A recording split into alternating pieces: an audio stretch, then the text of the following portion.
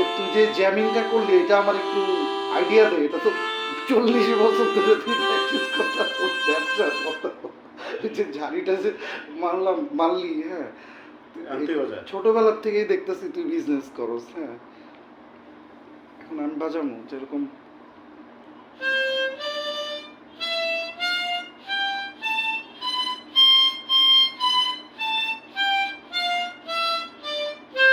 Perfect, পুরো সারে gamma বাজা গেছে।